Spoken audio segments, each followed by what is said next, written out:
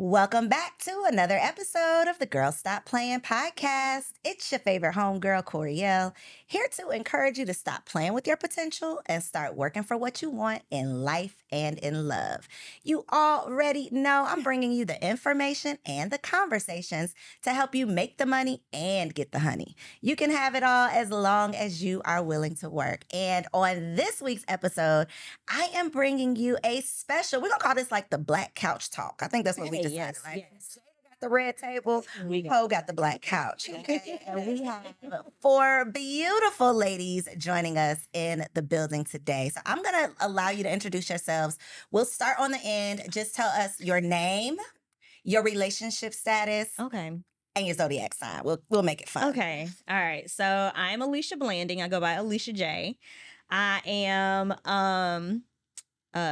my relationship status, I'm unmarried. Okay. And people say I'm a Scorpio because I was born in November. Okay. The people say she's a Scorpio. Okay. My name is Linda Vincent. I am divorced and dating, and I'm a Cancer. Okay. My name is Monica Swint. My relationship status is married again. Again. Ooh, Okay. Like that. And your zodiac? My zodiac sign is Libra. Ooh, come on, Libra. My Libra sis. Okay.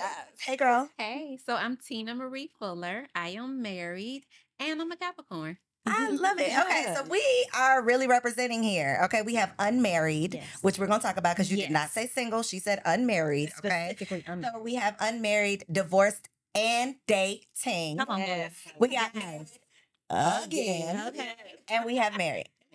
And married. Yeah. Okay, so this is gonna be a good conversation. We're playing that. Look, I've been playing that. And so we have a lot to talk about today. I was mentioning to them before we started rolling that I really want to dig into like some, I don't want to say deep conversation because I feel like deep kind of means heavy sometimes. And I don't want it to be heavy. I still want it to be light, of course. But I think that conversation can be so healing. We talk a lot on the internet about like for the culture this and for the culture that. I think the cure for the culture is conversation. Because especially in the Black family, there's so much that we hide. There's so much that's done in secrecy. There's so much that's done in shame, right? And a lot of the secrecy comes from the shame. Yes. And so we get like generations later, we start to look back and start asking questions. And we're like, where did this all get jacked up? That part. Most of it got jacked up at the point where we went silent, right? Where grandma didn't want you talking about grandma didn't tell you her business, right? If she told you, you better not tell nobody else. We're not talking about it. It Yes. never happened. We're going to sweep it under the rug. And that to me is the root of a lot of the dysfunction in the Black community. So as the next generation, right, for women specifically who are, looked at to be the mothers and the wives and the leaders of, even if you're the auntie, you're still a pillar in the Black community, right? So much falls on us. And so I think we got to start having these conversations, honestly, openly, talking about what we've been through so that the next generation can benefit from the dialogue. Okay. So we're going to start by just jumping into like the conversation around marriage. I'm going to speak for myself in saying I did not grow up in a family that valued or prioritized marriage. And I think that, a big part of my own personal journey was if I want something different, I got to do something different. And I was willing to do something different. So I got a different result. And so I want to know from you all, what was your experience like growing up? What was the conversation around marriage? What did you see in terms of marriage? What were you told in terms of marriage? What did that look like for you or not? We'll start with you, Tina. Well, my parents have been married for 47 years now. Yeah. Get some sound effects. Yeah. So I grew up centered in marriage, right? And a lot of my family when growing up, most of my aunties were married. My bigger cousins, they were married. So marriage was always there. And in my household, my family definitely pushed marriage. What did that look like, pushing marriage? It was the conversation of marriage was important, right? The family was important. You don't just go out here and go get no babies. As a matter of fact, you need to wait until you get married. That's right. Like I grew up in that type of family, Yeah. right? And then it was the whole like every Sunday we would go to church together. Everybody would be getting dressed at the same time. Yeah. My dad would leave first, so whoever was ready early went with him. And then my mom was always still putting on the makeup, so the latecomers, we was going with mom. So it was actually a beautiful experience. Do you have siblings? I do. Are they married? One, two, three, four. Okay. She's still going, girl. How many? Okay, so I have five sisters and one brother. People are usually shocked when they find out I have one sister. I actually have five sisters, and only one of my sisters is not married, who just recently got divorced. And then my brother is special needs, so he's not married. Okay, so everybody has been married aside from your brother. Yes. So I'm gonna get to y'all. Hold on one second. I don't even look. This is good, right? Yeah. Because we hear these statistics. I literally like the first thing that's on my notes here is 1 in 4 Black women will get married. And there are how many Black women that you just named that have gotten married? Five. Actually, I make six. 6 Black women that have gotten married, right? So the statistics are out the window when the foundation is there. Absolutely. That is the importance of this conversation. That was the importance of your family knowing the importance of having the conversation. Because we haven't even gotten to the other ladies yet, but just in our 2 examples, my family didn't talk about marriage, they didn't get married. That was the result. Now, obviously, I got a different result because I did something different, but your foundation was, this is what's important, this is what you do, this is how we operate, this is, and you lived up to that. And it started with Grandma Prince. My grandmother, my mom's mom, is very serious about marriage and holiness. So her children got married. Yep. Wow. And then their children got married because marriage is what we saw as a family. Yes. Girl. Yeah. God did that. Because I don't even know all of this. Okay? So, Monica, let's talk about you. Tell me what was the message around marriage as a child? Growing up, marriage really wasn't talked about a lot. My mother, she had 4 children. I'm one of 4, and she's one of 8. She was one of 8 kids. My grandmother was with my grandfather for years, and they never married. Wow. And a lot of people didn't know that. I didn't learn that until I was a teenager. I didn't know they weren't married. Interesting. So I didn't come from a family of talking about marriage. My parents were teenage parents when they had my brother and I, and excuse me, they were married and divorced young, but my dad's side of the family come from a family of marriages, and marriage is important on my dad's side, and all his siblings are married. But on my mom's side, which is a lot of females, marriage wasn't talked about. A lot of kids out of wedlock, that was a standard. But my mother was married multiple times because she wanted to break that cycle. Just kept trying it till she got it right. She did get it right eventually. So her last husband, she was married for 10 years, beautiful marriage. So that's kind of like what I picked up in, being an independent woman, going get it. Marriage just wasn't important to me. If I get it, I get it. If I don't, I don't. And I've been married a few times. Girl, a few. Oh, girl. Coming back. Don't tell us. Hold on. We coming back. We want to Hey, know. Linda. Oh, I'm going to give it to you. Girl, we're going to get it today. Okay. I mean, for me, my mom has 5 children. She was never married, 3 different fathers. So it was never talked about at all. So I wanted to be that first one to just do everything different, get, my college education. My mom never went to school. She's from Haiti.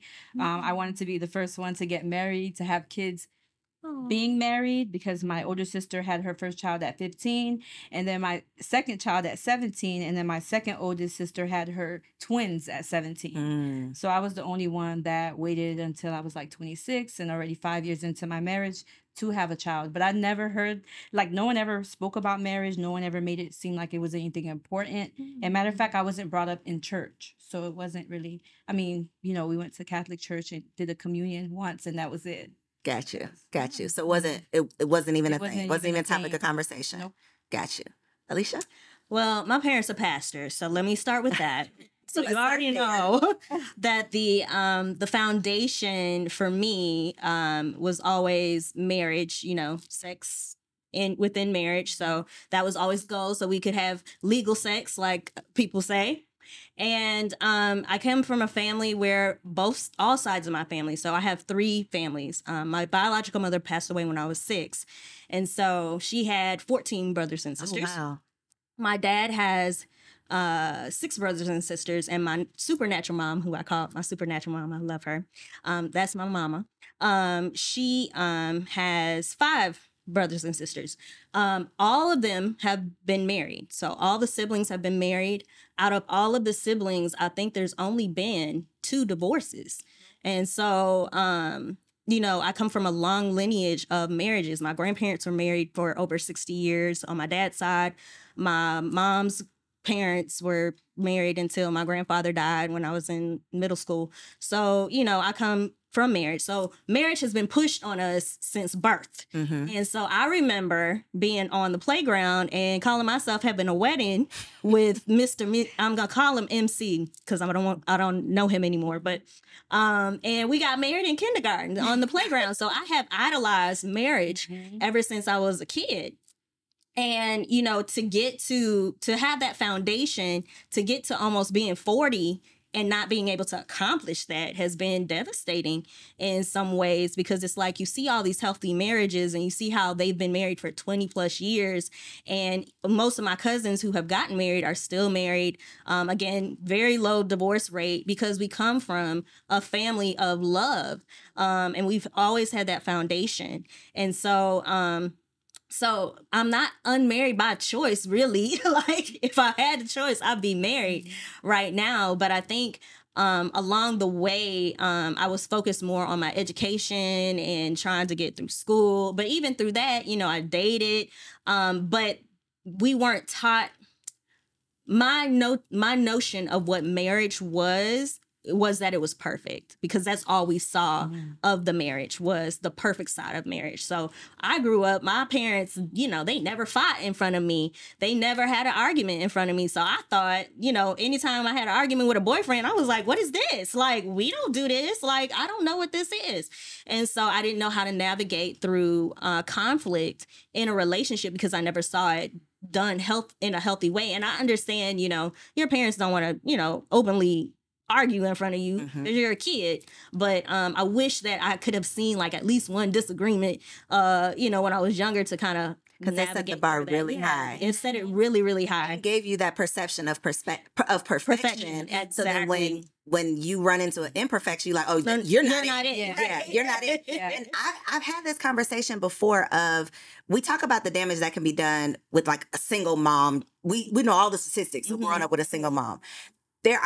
There's a lot of damage that can be done growing up with two parents with a perfect relationship or a toxic relationship. Right. Because the perfect relationship, you're going to aspire to perfection, and that's impossible. Yes. The toxic relationship, you're going to think that that's normal, and that's not right. So regardless of the foundation, a lot of our except for you, girl, your parents did, okay? Yeah. But the majority of us, there's a faulty foundation one way or the other, where you're going to try to go the opposite way. I'm going to do everything different from what my mama did, or I'm going to try to follow her path identically, and then that doesn't always work out either. So I love, again, couldn't have planned this. Yes. I love that we have such a range of experiences and perspectives. When you specifically say unmarried, why do you choose to say unmarried versus single? So I say unmarried because for me, single means you're by yourself. You're one. You're the only one.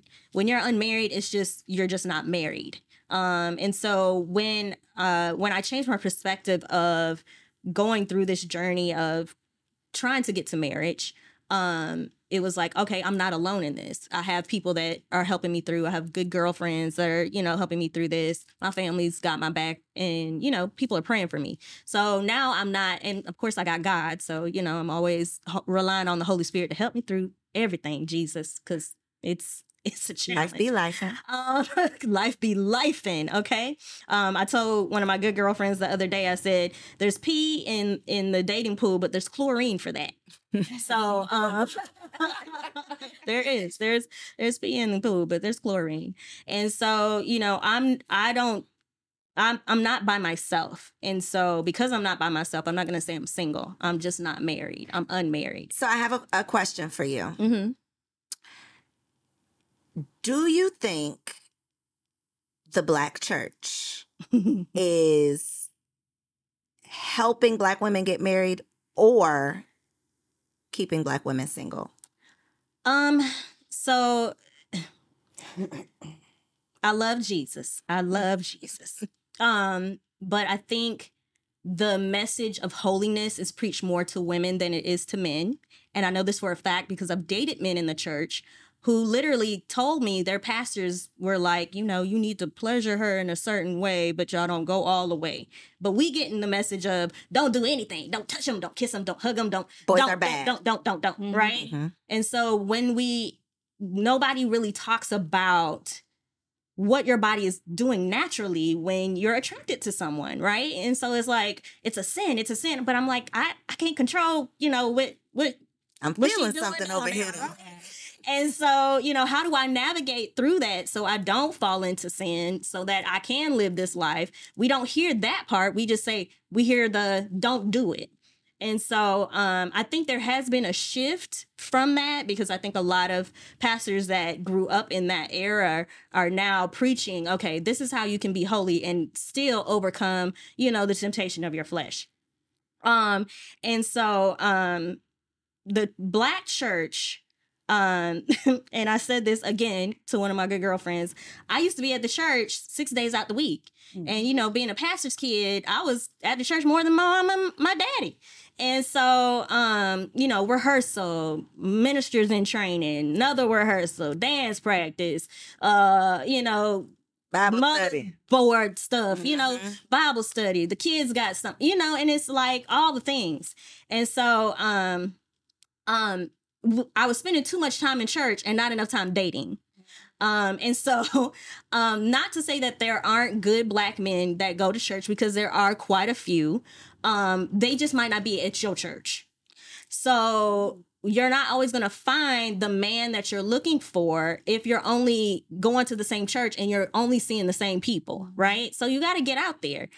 So in a way, yeah, the Black church encourages us to serve and to be of service at church, which I'm telling y'all, make sure you still serve at your church. I'm not telling you not to serve at your church, but don't be there 6 days out of 7 if you're expecting to be married. Because then you're going to end up like me, almost 40 and still out here in these streets. Come on, in these streets. Okay. But in a way, you still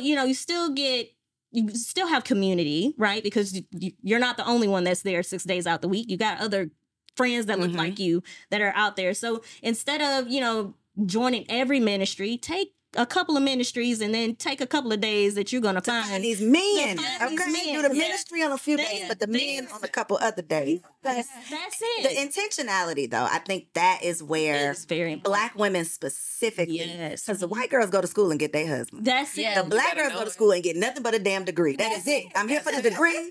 I'll date you, but we're not gonna get.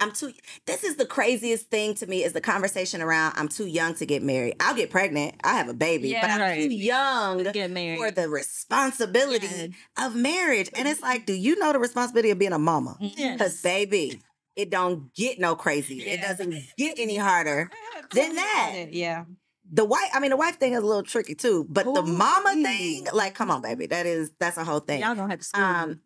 Listen, you got community out here. I want to talk about how many husbands you done had, though. Because 3. Wow.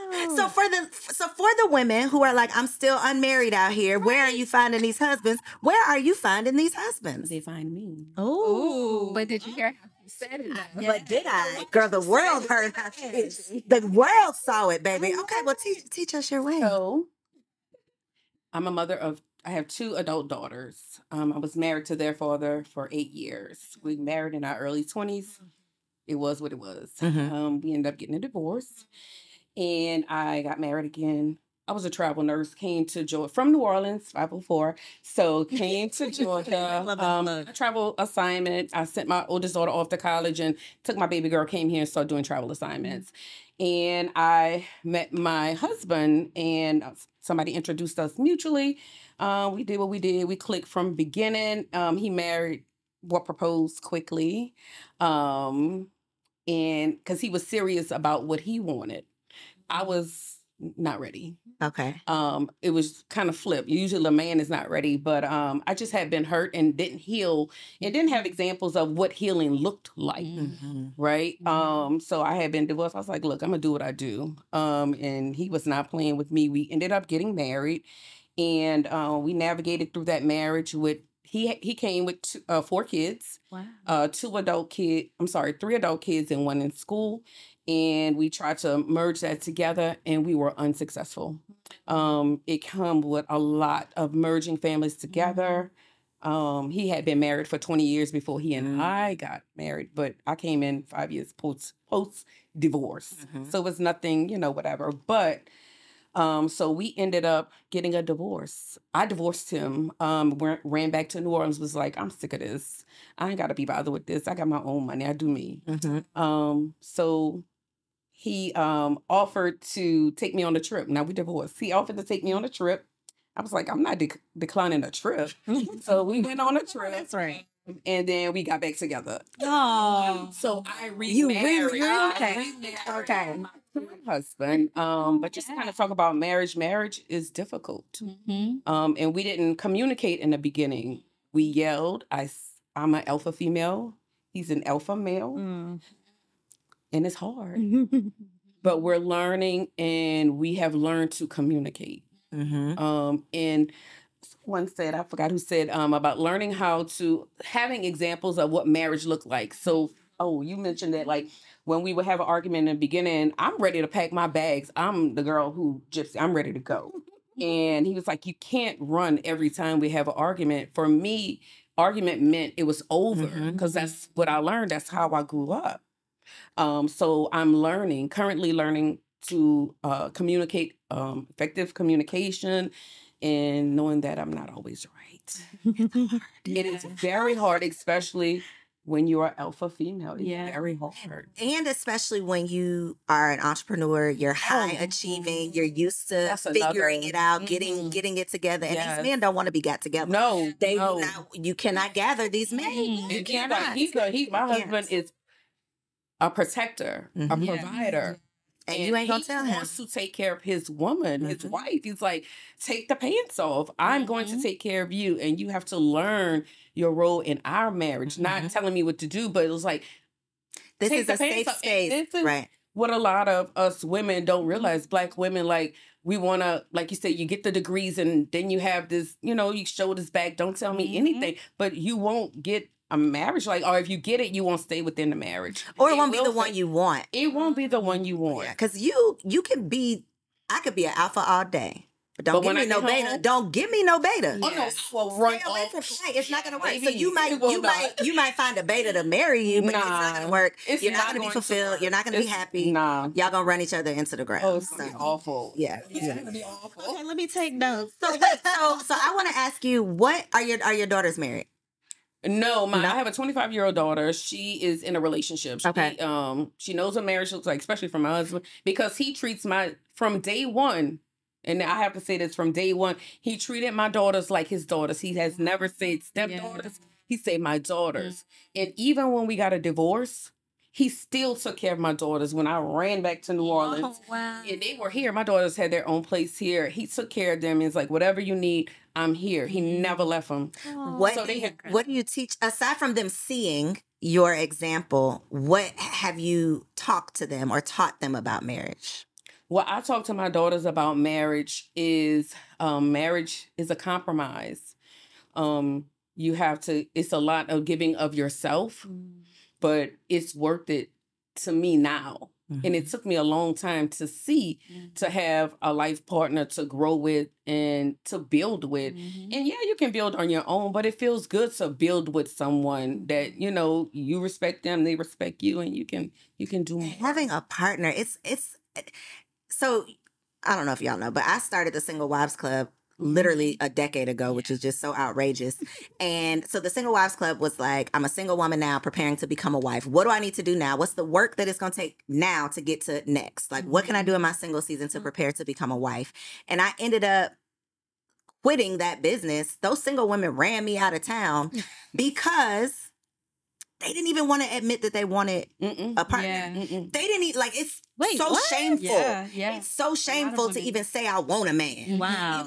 And the way that I always knew I wanted a man, because life is hard, okay? I can prove it, I can do it, but I don't want to do it on my own. That part. Now that I have a husband, baby, I don't have to look at the trash. I don't have to go to the gas station. I don't get in the driver's seat. And those are just like frivolous little silly things to mention. But important. It's not.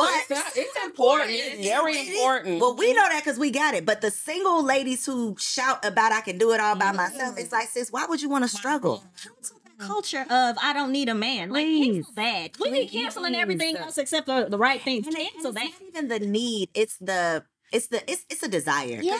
Your mouth is still. saying you don't, but I know at 2 a.m. when it's getting a little cold, and you know those thoughts you be having in the middle of the night. You want It's fear too. I think sometimes for sanity, we have to leave a little bit of space for just in case it doesn't happen. So if you tell yourself, I don't need it, and then it doesn't happen, then you're still okay. It's the safety. It's the I don't want to admit it because I might not be able to have it. It might not be here for me, and I can't control According to these stats. Right, the statistics, and that's why I think we're thriving so much in entrepreneurship, because we can control it. We can make it happen. We can figure it out. You can't control these men. You cannot make them act right. You can't make them do what you want them to do. I'm just not gonna focus on that at all. That's what a lot of women say. I'm gonna focus my energy on what I can change or what I can control, and you can't control a relationship. Well said. So I think we have to start prioritizing, because like you said, we could serve the Lord all day. But baby, where is my man? Where are you? Can I speak to the church thing too? Because I heard the interview the other day. I watched that whole interview. It was great. Yes. I think I totally agree with you, right? But there's another side. Okay. And the other side is, because I have been in church all my life. I grew up in Pentecostal churches and then started doing non-denominational churches, right? So I've been in churches where the Black church was not prohibiting or stopping from marriage. They were pushing marriage. They were pushing but they were not pushing you to really learn that person. Yeah. And to make sure that y'all were compatible. Yeah. So you get married and you're in these marriage institutions, but you miserable. Yes. Right? You marrying so you don't fall into sin. Absolutely. Yeah. And then it's like the shame of divorce. Like you don't want to get divorced. So you spend 15 years of your life just miserable. You know, so I think that there are aspects of maybe where the Black church might stop you if you're too occupied in the church or too spiritual. Yeah. That's too spiritual. Listen, and I've been there. I've been that person, like, oh my gosh, you know, ooh, he don't go to church at all. He don't da. And so I'm like, literally, you know how you start out with the list? And then as you get older, that list is like, listen, do you wake up on Saturday morning and brush your teeth? Do you know that there is a Lord? But yeah, it's so true, because you can be judgmental. And then I've also been in a season where I was just like, you know what, forget it. I'm just dating whoever. And that was a disaster. So it's got to be like some type of, you know, middle ground for us to have that balance between spirituality and having that connection to God and to Christ, and being able to navigate through our convictions and still be able to date healthily and have reality. And knowing that you can't, avoidance isn't the answer. Like, I'm just going to stay away from men so I don't sin. How is that sustainable? You know, that's not gonna. I actually went through a season where I was like, I'm not gonna kiss a guy. Like, I literally went through a year where I was like, I'm not kissing any guys because I don't want to fall into temptation. Yeah, how did that work out? It did not work out. How did that work out? I'm not trying to be funny when I say that, but how did the men receive that? Let's just say when I told the one guy I was dating, let's just say it did not last a year. My goal was to be a year, but you know, things were thinking and okay.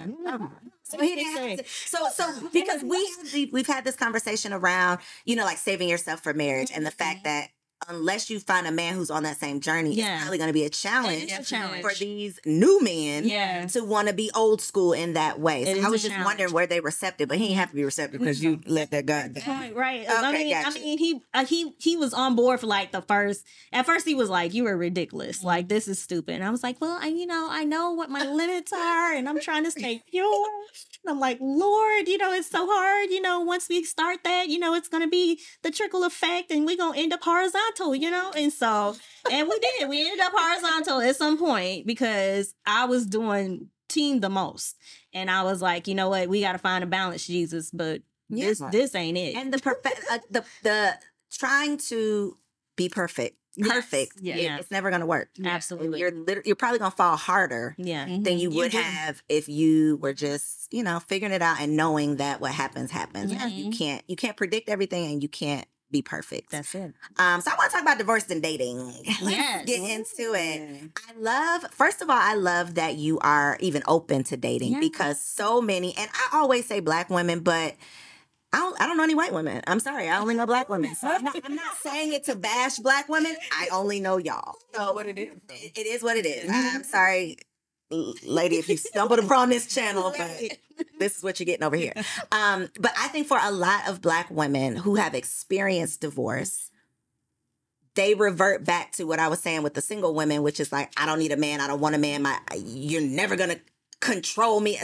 For some reason, it comes down to control. Like for a lot of women, they felt like the marriage was restrictive. And so they don't want to experience that again because they want to be free. They want to do their own thing. And so I love that you say you're divorced and dating because you obviously have not put your guard up. You know, your wall is not up so high that nobody can, penetrate, nobody can get in. So talk a little bit about, I want to start with the divorce, and then I want to get into like how your dating has been. So I've been divorced now for 7 years. This year makes 7 years. The year of completion. Yeah, it is. Yes. And we have 2 sons. Dylan is going to be 13 in August, and then I have Jeremy that will be 10 this month. My ex-husband was my first boyfriend, not my first, but my first real serious relationship. We got married. I think I was 20 and he was 21.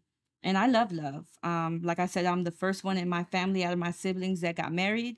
So I love love. I was devastated with it when it ended, but I tell people that it was a blessing for me because while I was married, I really didn't know Linda. I didn't know what Linda liked. I didn't know what my triggers were. I was molested as a child. So I needed to, you need to give my ex-husband needed to give me a warning before he touched me. I didn't realize that until I got a divorce. Once we went through a divorce, I started to say to myself, man, who are you? And who do you want to be? Because I didn't know who I was. So then I said, well, who do you want to be? What type of mom do you want to be? What type of friend? What type of daughter? What do you believe that you're supposed to be doing on this earth? So I went on this journey of trying to find myself. I did counseling. And then I also wanted to figure out how to trust a man enough to lead. Because oftentimes I think, especially me, I was violated very young. So then it gets brushed under the rug. No one talks about it. Then fast forward later, you get married and you don't talk about it with your husband. So he doesn't know what your issues are, why you're dealing with certain things. And then he has his own traumas. So you put that together and it's a mess because nobody knows each other. No communication. No one's talking about, childhood things that happened. So once I went through that divorce, I started to figure out who I was. I wanted to learn how to let a man lead. So I started to dance. I'm Haitian. So I started to learn how to dance compa. Why? Because you have to let a man lead. And then from there, I said, I'm going to learn how to dance urban kids because it's more sensual. So now I wanted to understand how to dance with a man in a sensual way, but it's not necessarily other people would say, it's so sexual. But for me, it's actually teaching me how to allow him to lead me. I'll tell the guy, you could take me anywhere, just don't lead me to a lake. So I transcended that me dancing, hobby, healing into real life. And then I realized, wait a minute, that whole telling people you're just single. No, I'll say I am divorced and dating because most divorced women won't say, it's like shame. They won't say, well, I'm divorced. So I'm like, no, I'm divorced and dating. And it's through you, actually. So I think 2018, I did a session with you when I first became an entrepreneur. And I came to your event. I did. And a lot of the women, I was impressed to see how many Black women I saw that was happily married, how they owned who they were. I was impressed to see good moms, like women that valued motherhood, spoke positively about marriage, spoke positively about their relationships. So from that event, I think it was 2018, I went back home and I said, you want a man and you need a man. You do. And so I said, okay, so what do you need to keep doing? So that's when I really dived into dancing. And now I'm like, once I dived into dancing, I started to learn myself. I thought I was a feminine because I grew up very masculine. My mom told me that a woman should take care of herself. You don't need a man. That's what I heard. So that's what I did in my marriage. I took care of everything. Shoot, I didn't want him to do nothing for me, So, and I was miserable doing everything. So now I began to learn man, I love love. It's beautiful. I love dating because dating allows me to even understand myself more. Because I always say, how can you say you want something from someone else and you can't give that same thing? Cooking wasn't my thing. My ex-husband was the cook. That was his thing and I did everything else. And then I used to be like, man, I ain't cooking. And then I started thinking about it one day. I'm like, how can you say you want a man, someone to be the head of your home, and then when he comes home, you can't make him a plate of food? That doesn't make any sense. So then I just started to change that whole mindset, that whole I don't need a man movement thing that went, or I can do bad all by myself. I don't want to do bad by myself. That part. It gets cold at night. I want someone in my home. And my son told me, my 12-year-old told me a few years ago, he said, Mom, when are you going to get me a stepdad? I'm like, oh, I was driving. I was like, what did you say? And then he said, when are you going to get me a stepdad? And I'm like, your dad is here. Oh, what do you mean? And he said, Mom, it's different when dad was in the house. It's different when a man is in the house. So I felt like God was talking to me through him.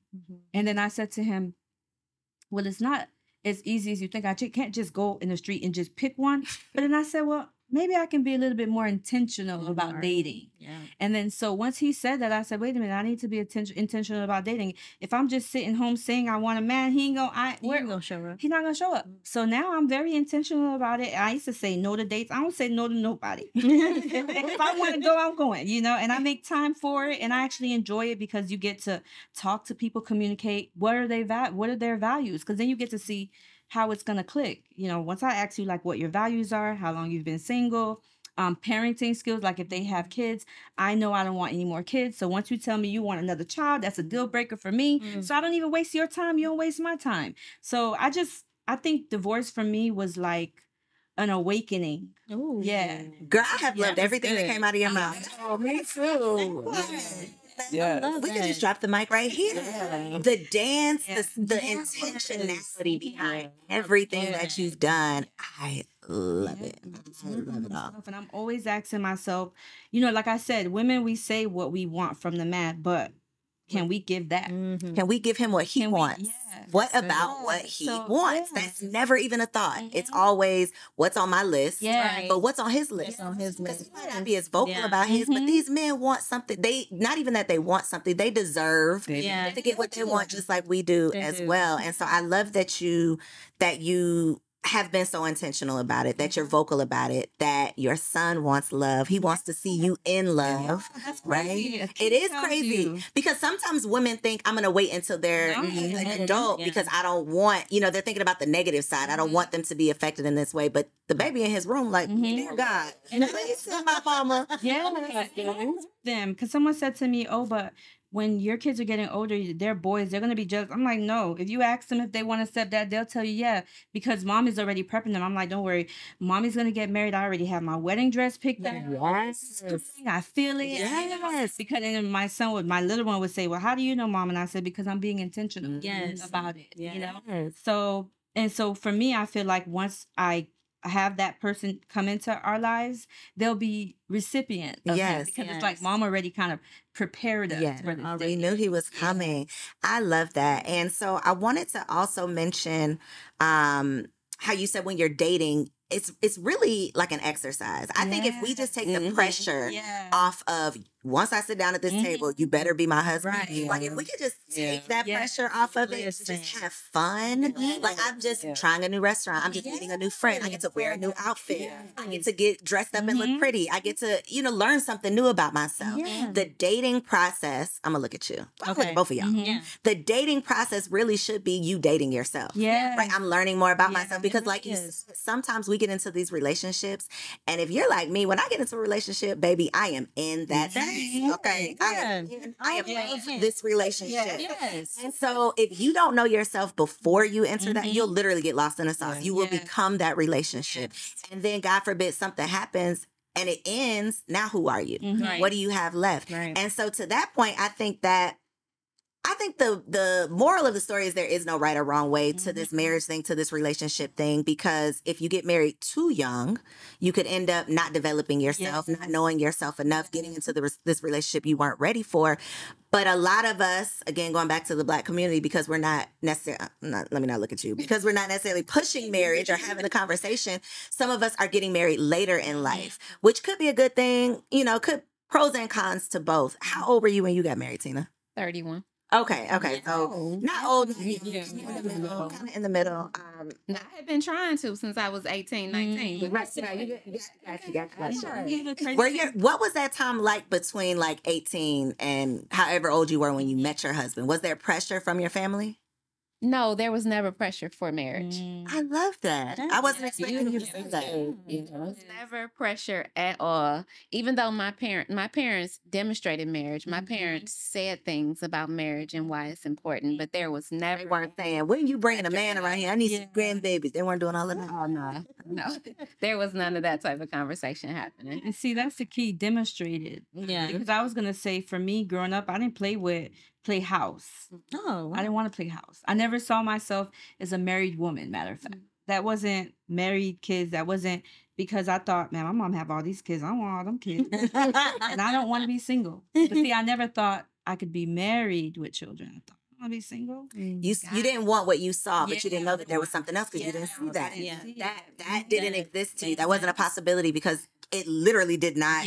It was non-existent. And again, that's why it's important to have these conversations. That's why it's important to have those events where you can see marriage doesn't mean prison. Right. It doesn't. Yeah, absolutely. Our partnerships, like my husband is my homie. Yeah. Right? We kick it. Okay. If I want to tell the world that, not to brag, but like you can actually like this guy. Yeah. Like you can actually find someone Yeah. that's your friend, that you enjoy. Because I think marriage for so many people is looked at. We don't want to admit it because it's ill marriage, or like you said, I don't want some man telling me what to do. I don't want to have to cook and clean and all of these things that we don't want, and we never see the other side of what maybe you do want. It's something that you can find joy in. And so I love that. So I want to now hop to kids. Because I heard y'all talking a little bit before we came over here. And again, I didn't plan this. I didn't know we had all of this in common, but I want to talk about it because with the pressure of marriage, even if it's not a conversation, craziest thing y'all be doing out here to these kids. You tell them stay away from boys. They all bad. You're going to get pregnant and be a teen mom. You tell them all the bad stuff. And then when they turn 35, you say, why you don't have no husband? That part. And it's like, it's a whole lot of years and a lot of missed opportunities to have some conversations from 15 to 35. Because between there was a whole lot of stuff happening, but you ain't never talked to me about it. Now I'm 35 and you want to blame me for being single. And it's like, well, sis, you didn't help me. And so we have the conversation around marriage, but then same thing happens with motherhood. Because again, we say don't have sex, but if you turn up pregnant, okay, that, it just happens. And if you don't get pregnant, then we looking at you like, well, when are you going to get pregnant? And so that's a whole nother conversation that we're not having. So the conversation comes to, well, if you wait too late, now you're dealing with all these other statistics around your eggs is gone. Like, when they didn't scared us, okay, your eggs is gone. You're geriatric, right? The moment you turn 35, the clock strikes 12 and you are now geriatric. So now you have this whole other host of genetic issues and complications and things that you're bombarded with that you have to think about. And so now it's all of this pressure that you have on yourself. I got to be perfect. I got to have a husband. I got to keep my body intact so that I can have this baby. I got all of the things. And so I want to talk about, I want to talk about your experience, if you've had any, with either infertility, the pressure around getting pregnant. Maybe you've been able to get pregnant, but then not staying pregnant. That was a thing that I didn't even realize. It's like, damn, we talk about getting pregnant, but staying pregnant is a thing. It's just so, like, it's so much. And it can literally send you into a literal depression if you've never heard anybody having these conversations, which is why I think it's so important. So, Alicia, I want to start with you. Okay. Because you talk about being unmarried and without children. Yes. So, like I was speaking earlier, it's always been like my dream to be married, to have children, because I grew up in that environment. My parents will be married for 32 years now, after my biological mother passed. But so as you get older, your body goes through changes. And these changes are not changes that they teach you about in sex ed in middle school. And so, me growing up in a Christian home, it was always important for me to be married and then have children. I never desired to be a single mother. And so I was always like, okay, even though, you know, I'm not a virgin, I was always like, Lord, please don't let me get pregnant because, you know, I'm not married to this man. But I always wanted to be married and have kids. And so as I continued my journey, you know, I never thought I would be perimenopausal at 34. What is perimenopause? So perimenopause is the step before menopause. So that's when you get the hot flashes, you're having heavy periods. Like I would bleed for 2 weeks. And it would be heavy blood. You get night sweats, you get the hot flashes, then the cold flashes. So people don't talk about the cold flash. So you're kicking the covers off at night and then immediately putting them back on because you're going hot like a furnace, and then you're going like freezing like Antarctica within seconds. And so like to the point where you're like you're chattering, your teeth are chattering. And I remember being 34. So now, mind you, I've always had hot flashes during my cycle. So I just knew that my hormones were just kind of different. And so my doctors are like, oh, you're fine. No big deal. It's normal. I'm like, okay, all right. I'm going to keep asking y'all. And then I also dealt with fibroids. So I was like, okay, well, we now have fibroids. Let's talk about that.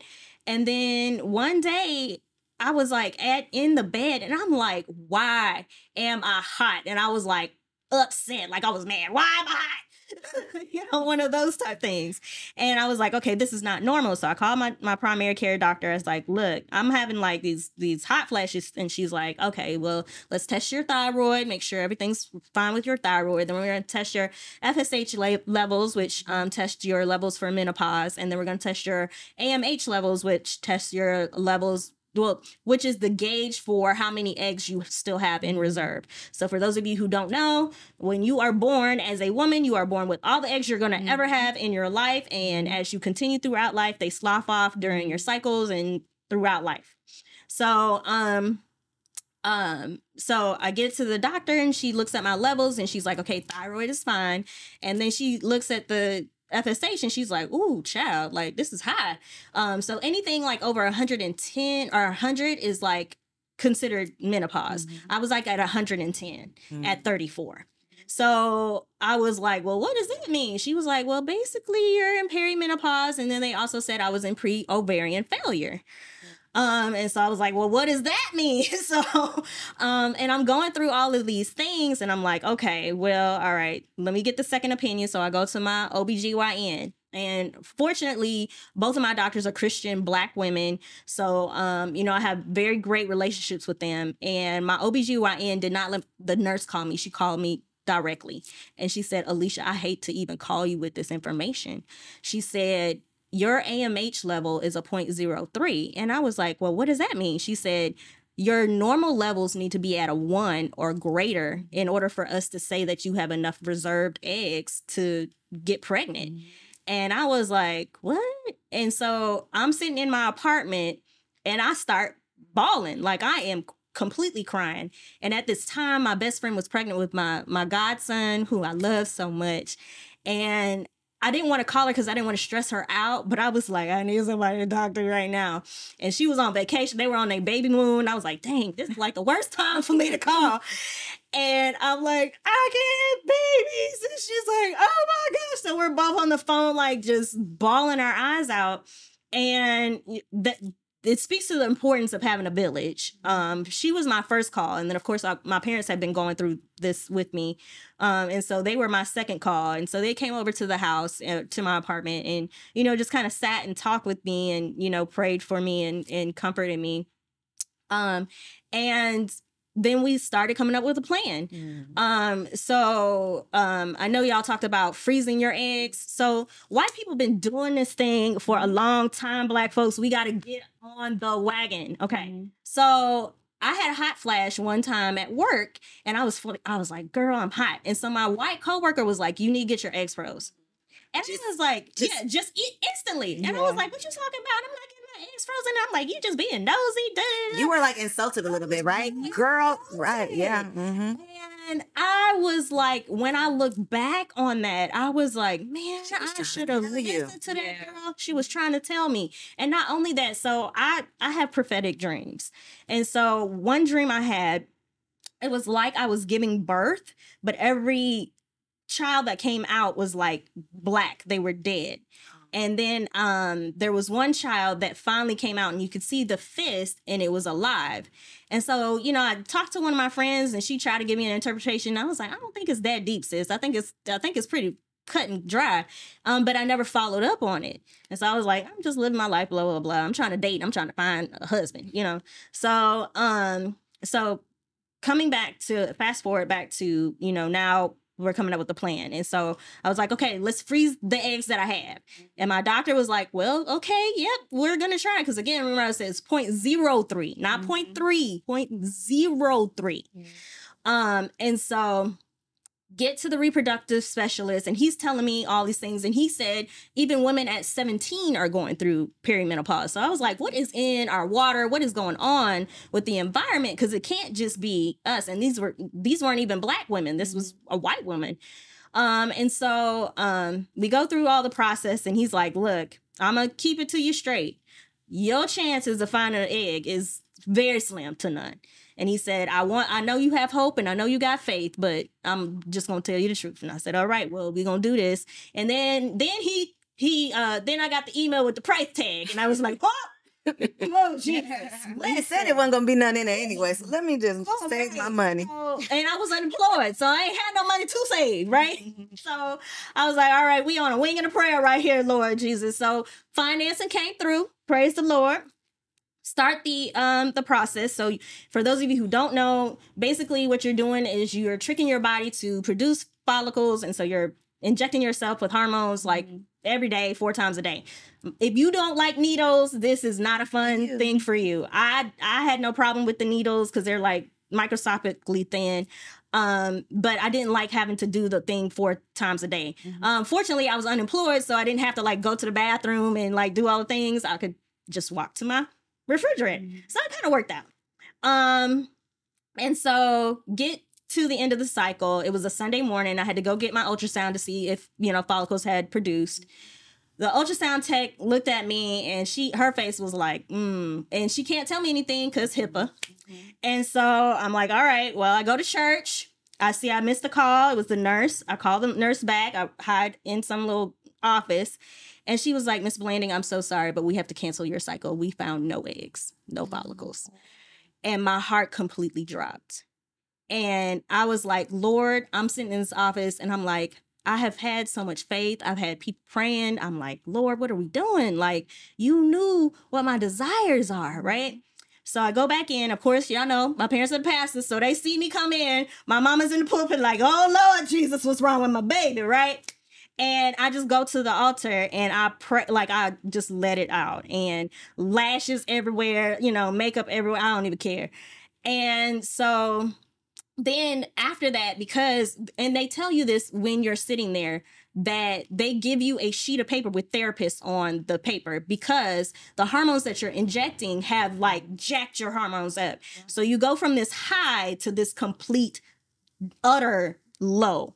And it's like the best way that I describe it is you're going into the sunken place. If y'all have ever seen Get Out, it feels like that. You have it's the deepest depression I've ever been in my life.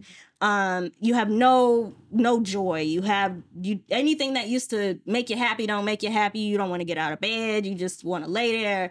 And I was just in a place where I was like, listen, this ain't life for me.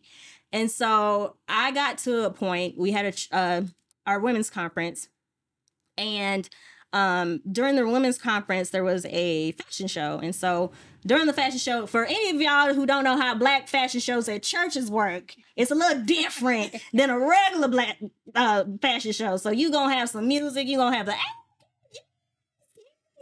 And at this one, we were saying our testimonies. So we wrote our testimonies down. They were being read. So this was the first time that I was publicly sharing my journey to infertility. And through fertility. So I usually say fertility challenges because I don't claim infertility. And in that moment, you know, before I got to that moment, I was like, God, I'm the pastor's kid. How does this look to your people? Like, I can't have kids. I ain't married. Like, none of my parents' kids are married. And it's only 2 of us. So, you know, it's like, you know, how does this look as a reflection of you. And so I had to get past that and realize that, you know, God in his sovereignty creates a story for you unique to you, and you use that for the purpose that it needs to be used for. And so when I got through the fashion show, I was still going through the depression, and I got home that night and I went in my prayer room and I just began to pray. And I said, God, I don't want to be depressed anymore. I don't want to feel like this anymore. Listen, let me tell you, Holy Spirit came through. Next day I was good. And so that may not be everybody's story. You know, you might need to, you know, go to therapy. And I went to therapy. I had one of my doctors pay for my therapist, because remember, I'm unemployed, so I ain't got no money. So so, you know, it was just a blessing to have the village around me. And of course my parents support me in all things. And so just navigating through those feelings of, okay, so this is my reality, but still having hope, still knowing that someday I'm going to be married. Someday I'm going to be a mother. I even bought a wedding dress. I got a wedding dress sitting in my closet right now. Listen, acts of faith. And that's a whole nother story for another day. But, you know, just walking in that and being intentional about saying, okay, God, not my will, but thy will be done. And when we sing that song, like, people don't really know what they're singing. Because it ain't fun. What you're saying is not cute. It's not cute. But when you're saying it, you are really making a declaration to God saying, hey, I surrender all to you. Forget what I think I want. Exactly. Your will be done. Yes. And I had to divorce the idea of what my marriage and family would look like, because at 25 I was gonna be married. 27 I was gonna have the first kid, and they were gonna be it was a boy, and by 30 I was gonna have my twins, and I was gonna be done. We were gonna cut and snip. What I love about your testimony, though, Alicia, is not only, I cannot imagine, let me just start by saying that. So your strength in even sharing is definitely admirable, but not only have you had to experience that yourself and go through that experience, you've now created resources to help other women navigate that space too. So we're gonna make sure we drop the link to your book in the description, because again, if you are the only one going through this, like, we don't give ourselves any grace. Right. Not at all. We can believe in God all day until we going through something. And then it's like, it's either my fault or God, is your fault. We're just going through it. And it's unique to us, because we never heard anybody else go through anything similar. So I definitely appreciate you sharing that. Does anybody else have anything on this topic that you would like to share? What was the initial question? It was around kids. Infertility struggles. Anything in this space that you've maybe had to go through, you know, yourself, your own expectations, the expectations other people have on you. Just opening up the floor for this conversation, because I know, like, Spirit is telling me that it's going to be healing for someone. I definitely got a story. Yes. I got a whole story. I was like, I'm waiting for you to say your story. I want to commend you too for buying that wedding dress. When I was 21 years old, I got engaged. I left that part out. And I bought a wedding dress. And when I was 31 years old and got married, I went to a seamstress and had her cut the dress and redo it. I wore that same dress. It was just a totally different design. So, dress. Yes. So I definitely have had my fair share with a lot of what you just talked about, right? At 17 years old, I became a mom. Wow. At 19 years old, my 2-year-old son was hit and killed by a car. And I decided that I would not become anybody else's baby's mom ever again. I would wait till I got married.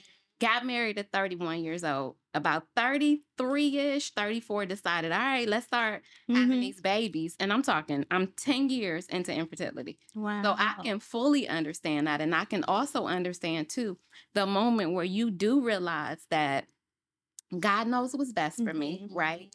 And my story is not just on my own. My story is also for other people, too, that need to hear that. And then also, too, at the same time, a lot of times we get caught up into what we wanted, right? Because the 8-year-old me decided that what I wanted to be in life was the best wife and mom ever. That was the career. That was the ambition. That was everything, right? And then you get to this place and it's like, wow, you get one part, but you don't get the other part. And you do have to recenter your mind, your focus, your mindset, and you have to say, okay, with what I have, what am I going to do with it? If I get that, wonderful, because I still desire it.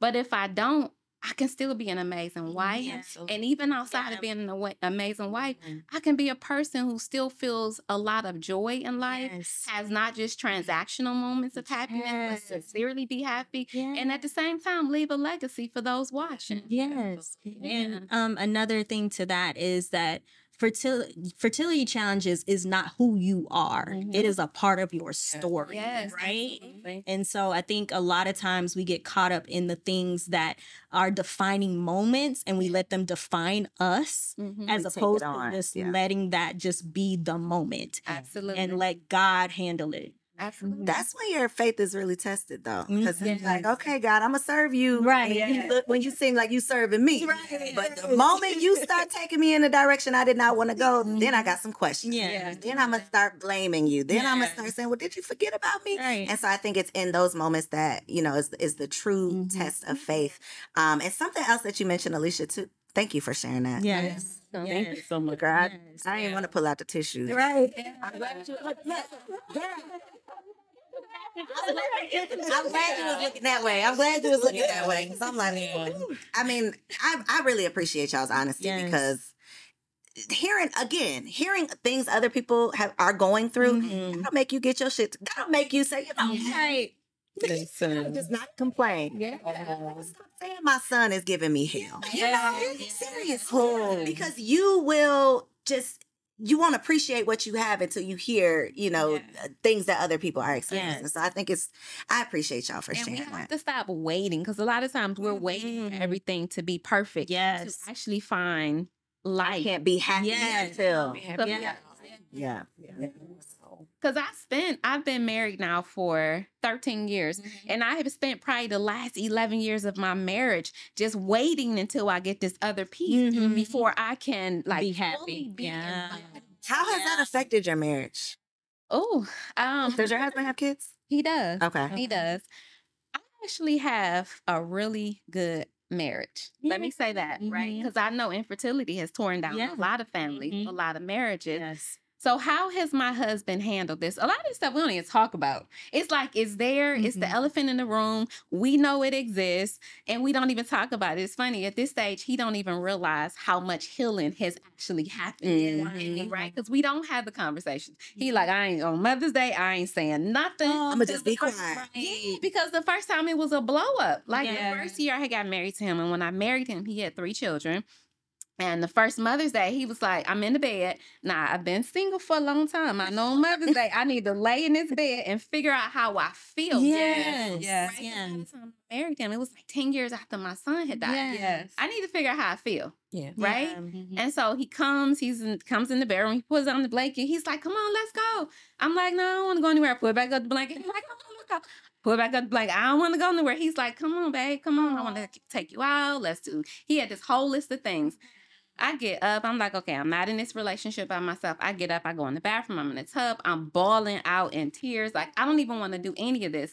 Anyways, we get in the car, and clearly I had an attitude. And he's like, well, what's wrong with you? When I tell you I went off on him in this car, I went off so hard, so strong. And I'm like, and as a matter of fact, take me back home. That's the black woman. Right. And he looking like, what is going on? We pull up to the driveway. I get out the car. I slam the door so hard, I don't even know how it didn't break. I get in the house and I'm just taking everything off. By the time I get upstairs to our bedroom, I don't have any clothes on. I get in the bed. Like 15 minutes later, he comes upstairs. He sit on the end of the bed and he was like, okay, what just happened? Wow. And I had to literally slow down and explain that I don't know how I feel today. I'm trying not to lose sanity, right? And so I was like, what did you want to do anyways? Where were we going, though? I want to take you out to eat. I want to take you to the mall. I want to take you shopping. I was like, okay, give me about an hour and then we can go shopping. But don't say nothing about Mother's Day. Because it's Mother's Day. We're going shopping because you just want to take me shopping. And I do like nice things, right? And so on that day, like Mother's Day is coming. Far better than I ever was, right? And the last 2 years have been really good. I have to be honest. The last 2 years have been really good. And I expect to have another good year this year. I'm taking time to grow and heal. And it's okay to change your mind and to feel different. And my mother on Mother's Day, I'm not gonna call her. We have a for what is the day called? for you and me day. And it's like, it's not Mother's Day. It's another time where I sent her a gift. She sends Yes. don't say Mother's Day, right? Yeah. So Love to that. figure out ways Yeah. to secure your sanity. Yes. Yes.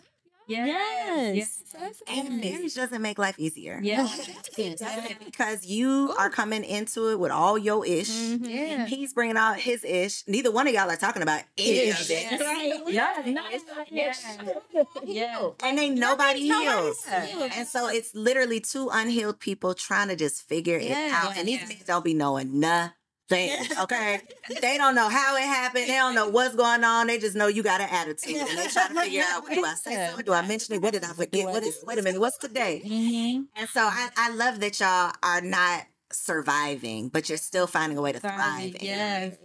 So I love that for you. That's beautiful. Monica married Simone. I feel like I have not allowed you to just give us what we need to get from you. So I'm about to put you on the spot because you done got all the husbands, okay? And the ladies who watch this show, they still trying to figure out the first one. Y'all better stay tuned. So that's what I want you to do. Tell them what they need to do. Get these ladies just one husband. They just want one. Just one. Kindness goes a long way. Yes. Ooh, Yeah. That's good. Kindness goes a long way. And to piggyback, one of the ladies talked about being ready for a relationship or not being ready, whatever. But I didn't know I wanted one. I didn't know that I wanted to be loved. I didn't know I wanted my husband to provide and protect me because I never had it. I was in another alpha marriage, but I did all the decision making, even with him being the alpha. Yeah. So with saying that, be open for love. Yes. Be kind. Take the attitude and put it in your pocket. Take the attitude and put it in your camera. Yes. Take the attitude and put it in your pocket. That's right. And as African American women, we weren't taught that it's okay to be submissive to your husband, to your mate, and what works for you in your union. Yeah.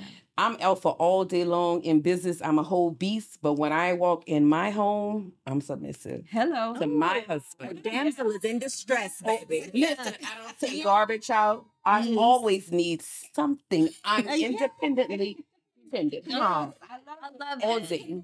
Deep. I am. Help love that for me in this stage. But talk about children. I have adult children. That's a whole nother beast. Yes. So yeah, adult children, and I have a G baby who's 1 year old. So my daughter, my youngest daughter had have a daughter. She's not married. Does she call you granny? Grandma? Gigi. Gigi. I was gonna say, I think it was too cool to be a granny. I knew it. She's good. Yeah, I'm Gigi. My youngest daughter have a daughter. Beautiful. She was a blessing. Perfect timing. Navigating adult children is very difficult because just because they're adult, you love your children the same, no matter if they're small or big. And I always worry, and I'm always praying for my children that God continues to cover them because so many things are happening, and that they use the discernment that's been instilled in them to make great decisions and just be their best version of themselves. I'm not the overbearing mother. I'm here for support, which they always call, but I just want to support them. They always need support, huh? If you want to be a garbage free, I don't care what you want to do, but my oldest daughter is a hairstylist. She is the bomb. And my baby girl is a super mom. She's the best mom ever. So that's the version of adult mother. Yeah, I mean, adult motherhood. Adult motherhood, having adult. Yeah, it don't get easier. Thank you. Yeah, it doesn't I'm get. 2 years in, and that is not what I wanted to hear. No, it goes in waves. It gets better, then you're like, Lord, we. When does it get better? It doesn't. When does it get better? I mean, it goes in waves where they get to a point and then they can take care of this stuff a little better. But yeah, it just comes in waves every couple of years. You're dealing with something that you're like, what? Yeah. Great. Okay. Well, nothing to look forward to over here. Okay. For my two single ladies on the ends, we're going to do a little something called Shoot Your Shot. And this is what I want you to do. Okay. I want you to look right in camera number 2 right there. And you're going to talk to your husband. Yeah. Just let your husband know. Let your husband know what type of wife he can look forward to. I'm going first again. All right. You sis? I am very bubbly. I'm the type of person that if my song is playing in the store, I'm gonna start dancing. So I expect you to match my energy, or at least laugh at me while I'm dancing. I do like to have fun, and I'm not the best cook. And I only cook ever so often. So if I cook for you, I really love you. So I'll be cooking for you. So that means I love you.